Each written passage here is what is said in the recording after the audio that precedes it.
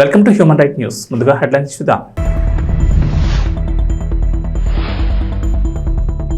తెలంగాణలో వివిన్ ఫార్మా 400 కోట్ల పెట్టుబడి, జీనోమ్ వ్యాలీలో ఇంజెక్టబుల్స్ తయారీ కేంద్రం ఏర్పాటు, దాదాపు 1000 మందికి ఉద్యోగ అవకాశాలు.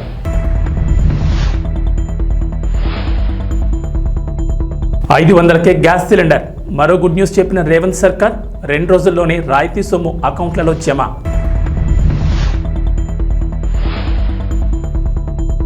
ఏపీకి కేంద్రం నుంచి మరో గుడ్ న్యూస్. జాతీయ రహదారులకు 7,266 కోట్లు, ప్రాజెక్టులను ఆమోదిస్తూ ఉత్తర్వులు జారీ.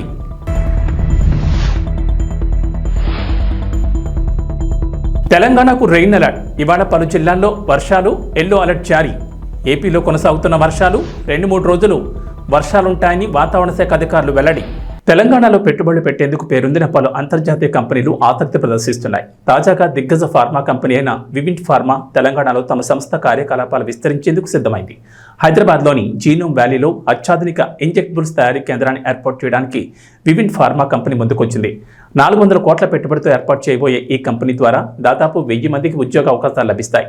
పెట్టుబడుల సమీకరణ లక్ష్యంగా అమెరికాలో పర్యటిస్తున్న ముఖ్యమంత్రి రేవంత్ రెడ్డి, ఐటీ పరిశ్రమల శాఖ మంత్రి శ్రీధర్ బాబు నేతృత్వంలోని ప్రతినిధి బృందం వివిన్ కంపెనీ ప్రతినిధుల మధ్య జరిగిన చర్చల అనంతరం పెట్టుబడులకు సంబంధించి కీలక ప్రకటన చేశారు.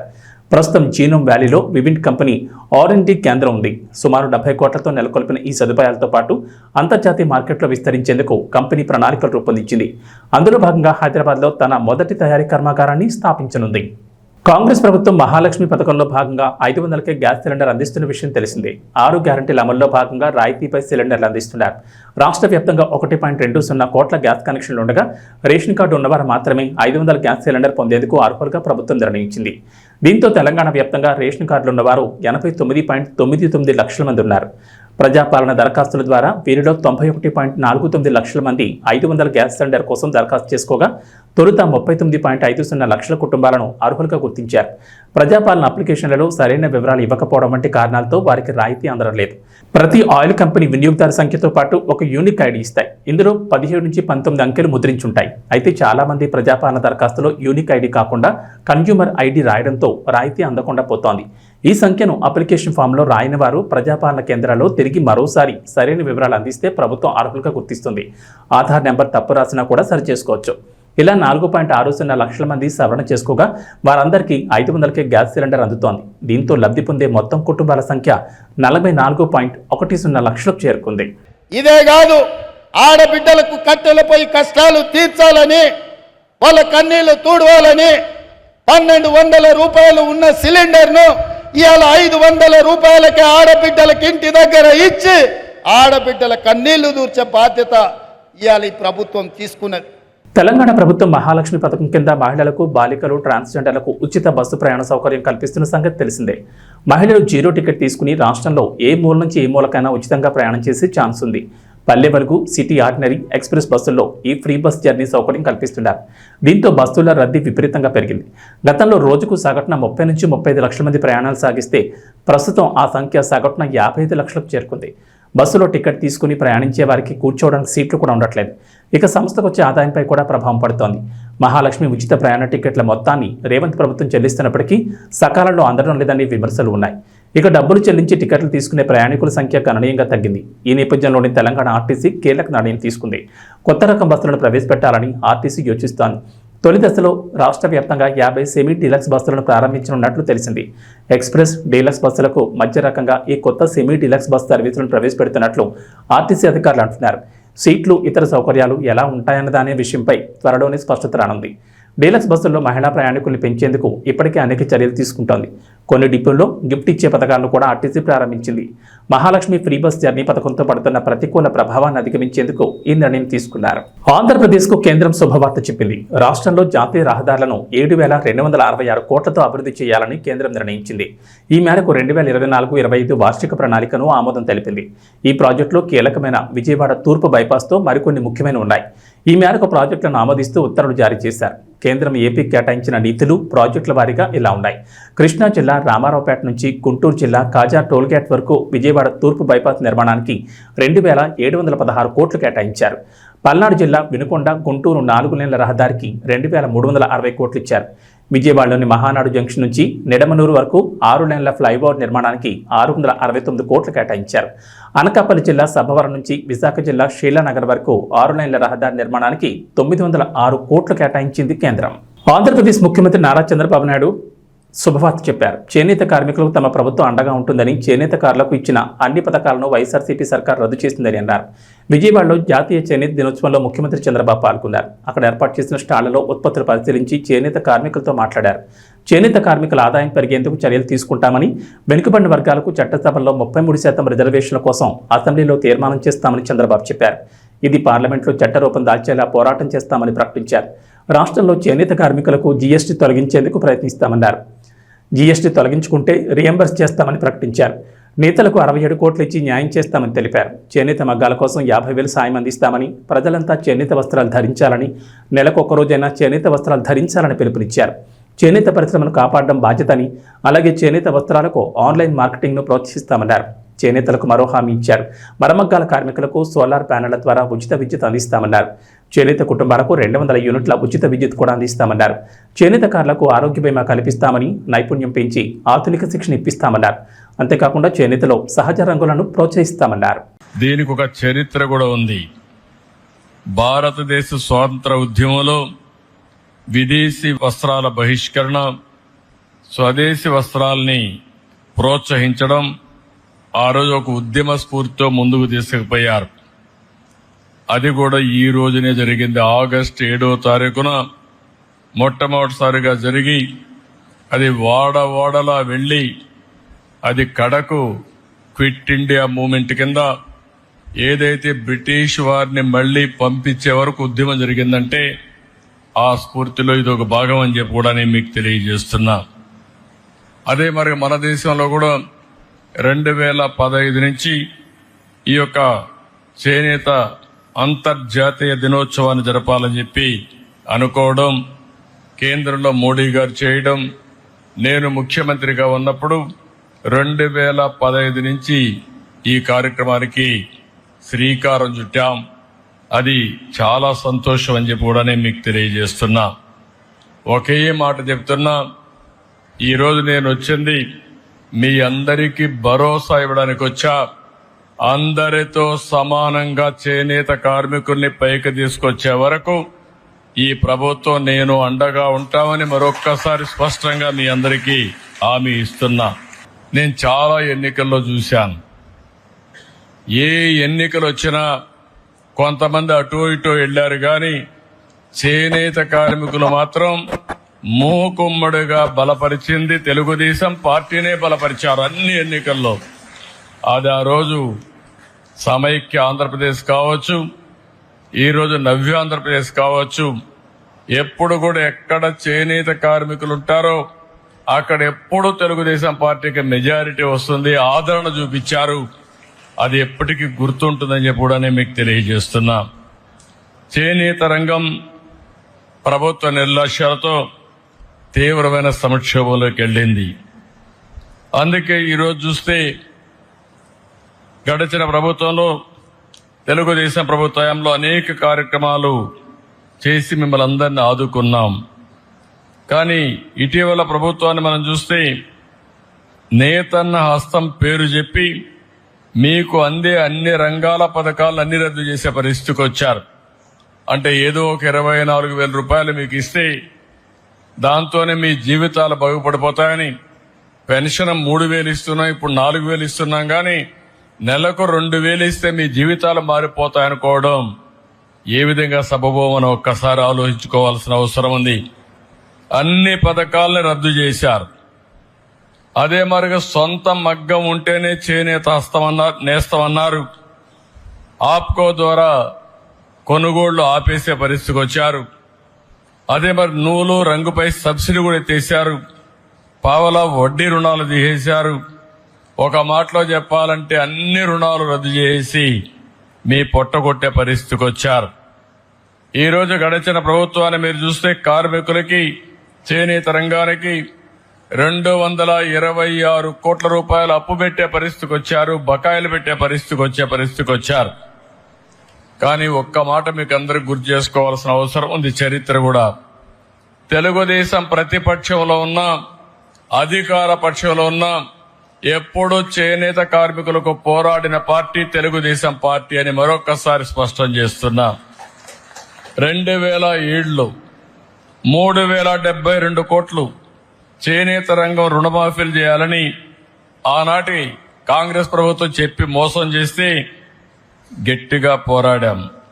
ఇప్పటికి కూడా నాకు గుర్తుంది. 2000 మేము పోరాడిన పోరాట ఫలితంగా 2011 ఆనాటి ముఖ్యమంత్రి రోసయ్య గారు చీరాల్లో మేము వ్యతిరేకంగా ఉద్యమం చేస్తే 109 కోట్ల రూపాయలు మాఫీ చేయించాం. అది చాలదని 110 కోట్లు చేయకపోతే 2014లో అధికారంలోకి వస్తానే 110 కోట్ల రూపాయలు రుణమాఫీ చేసి చేనేత కార్మికులకు ఇచ్చిన మాట నిలబెట్టుకున్నాం. ఈరోజు మీరు ఒకసారి చూస్తే ప్రతి ఏటా 2014 నుంచి 250 కోట్ల రూపాయలు బడ్జెట్ కేటాయించాం. 90,795 మంది కుటుంబాలకి 100 యూనిట్లు కరెంటు ఉచితంగా ఇచ్చాం. ఆ రోజు మీరందరూ అడిగారు, చేనేత పరిశ్రమలో చాలా సమస్యలున్నాయి, చిన్న వయసులో అనారోగ్య సమస్యలు వస్తున్నాయి, మగ్గం పైన కూర్చుంటున్నాం, కడుపు లేక నూలంతా వెళుతుంది, దానివల్ల ఇబ్బందులు వస్తున్నాయంటే 50 రూపాయలకే పింఛన్ ఇచ్చిన ఘనత, పెన్షన్లు ఇచ్చిన ఘనత తెలుగుదేశం ప్రభుత్వాన్ని చెప్పి మరొకసారి గుర్తు చేస్తున్నా. నూలు రంగుల పైన 20% సబ్సిడీ ఉంటే దాన్ని 40% పెంచాం. మరమగ్గాలకు 50% రాయితీ కోసం 80 కోట్ల రూపాయలు ఖర్చు పెట్టాం. 1,11,00,000 మంది చేనేత కార్మికులకి 2,000 రూపాయలు పింఛన్ ఇచ్చాం. ఆప్కో ద్వారా చేనేత వస్త్రాలు కొనుగోలు చేశాం. అంతర్జాతీయ మార్కెట్ క్రియేట్ చేశాం. ఎక్కడికక్కడ దీన్ని ముందుకు తీసుకుపోయే పరిస్థితికి వచ్చాం. ఆదరణ 2లో 60,000 మంది పనిముట్లు, 70,000 మగ్గాలకి మోటార్లు కూడా ఇప్పించాం. ఇంకొక పక్కన 70,000 మంది చేనేత కార్మికులకి మోటరైజ్ జకార్డ్ లిఫ్టింగ్ మెకానిజం సదుపాయాలు కల్పించాం. 55,500 మంది చేనేత కార్మికులకి 26.62 కోట్ల రూపాయలు రుణం ఇచ్చాం.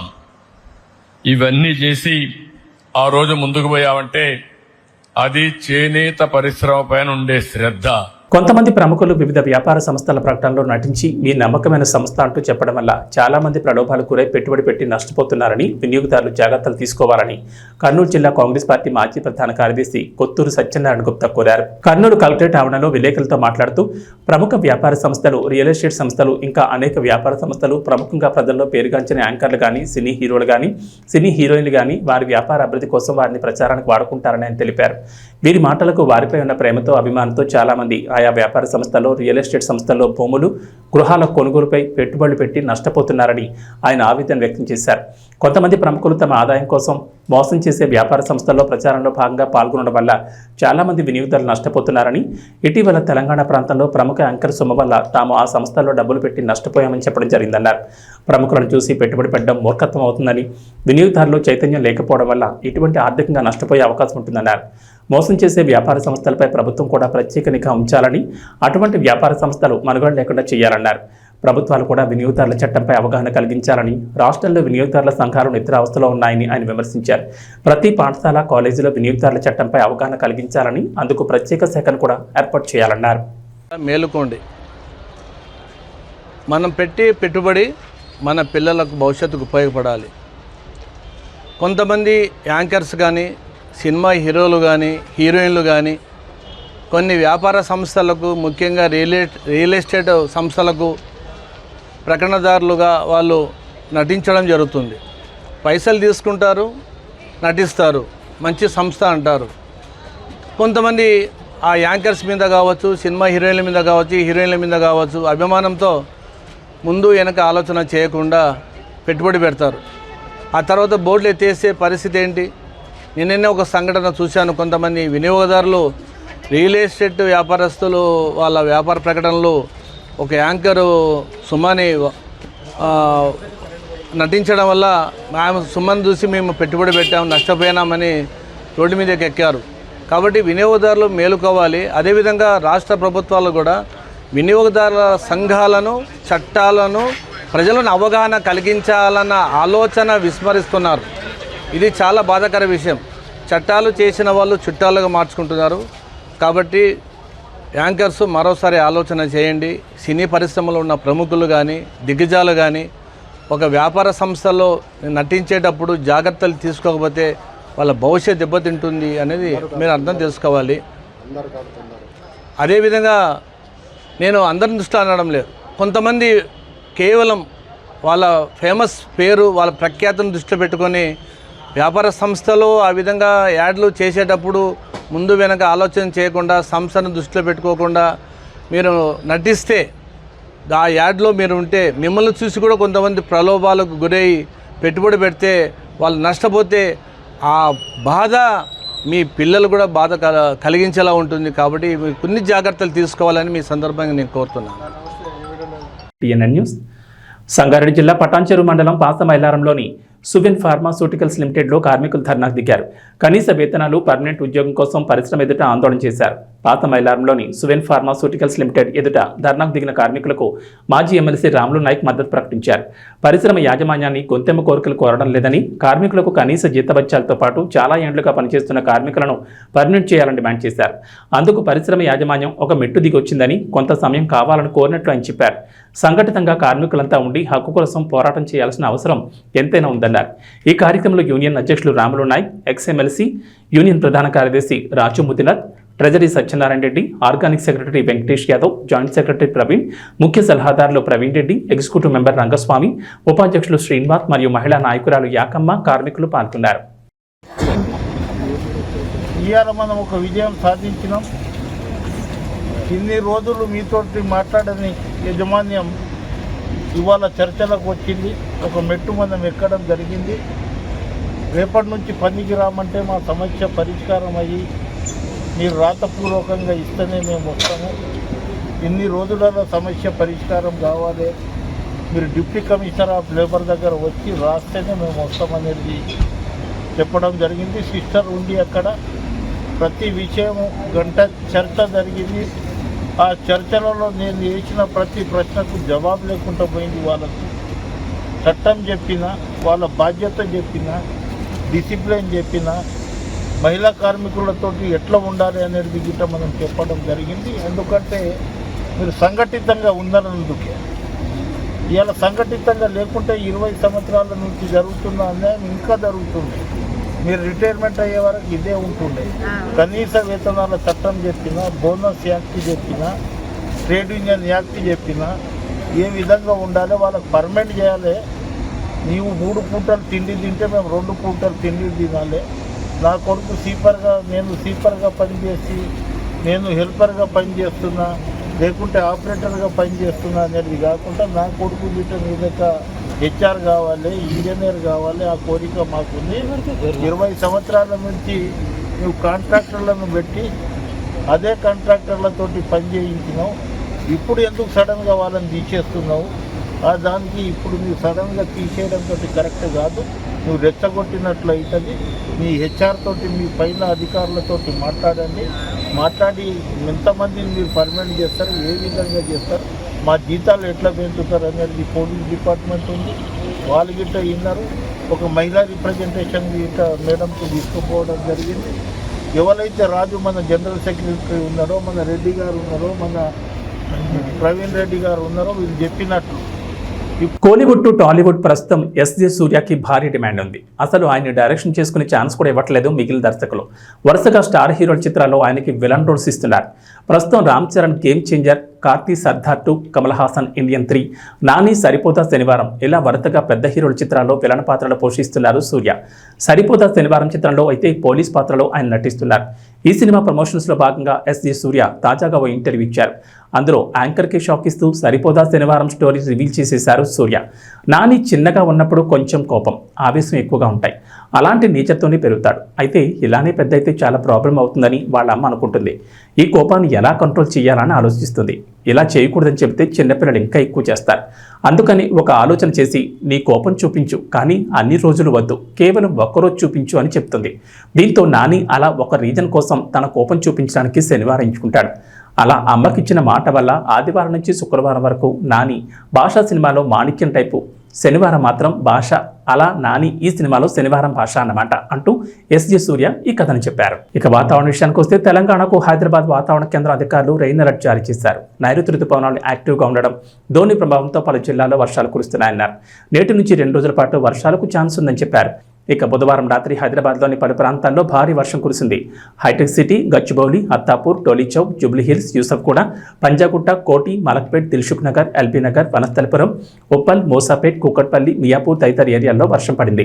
మిగిలిన ఏరియాలో ఓ మోస్తరు వర్షాలు కురిశాయి. ఉమ్మడి ఆదిలాబాద్, నిజామాబాద్, కరీంనగర్, వరంగల్, రంగారెడ్డి, మహబూబ్నగర్ జిల్లాలోని పలు ప్రాంతాల్లోనూ వర్షాలు కురిశాయి.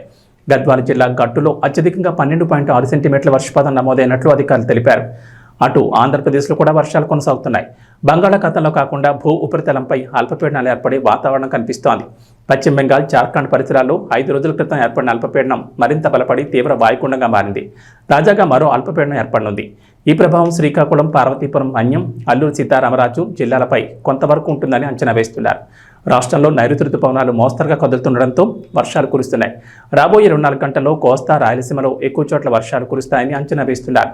శ్రీకాకుళం, విజయనగరం, పార్వతీపురం, మన్యం, అల్లూరు సీతారామరాజు, అనకాపల్లి, ఎన్టీఆర్, పల్నాడు, ప్రకాశం, చిత్తూరు, తిరుపతి, కర్నూలు, నంద్యాల, అనంతపురం, శ్రీ సత్యసాయి, కడప జిల్లాలో అక్కడక్కడ పిడుగులతో పాటు తేలికపాటి వర్షాలు కురిసే అవకాశం ఉందని విపత్తుల నిర్వహణ సంస్థ తెలిపింది. మరోవైపు నంద్యాల జిల్లా డోన్లో 101.4 మిల్లీమీటర్లు, తిరుపతి జిల్లా సూళ్లూరుపేటలో 97.6, పార్వతీపురం, మన్యం జిల్లా కొమరాడలో 84.6 మిల్లీమీటర్లు, చిత్తూరు జిల్లా వెంకటగిరి కోటలో 83.2, పార్వతీపురంలో 76.8, గుంటూరు జిల్లా అమరావతిలో 75.9, తిరుపతి జిల్లా తిరుపతి ఏరోలో 75 మిల్లీమీటర్ల వర్షపాతం నమోదైంది.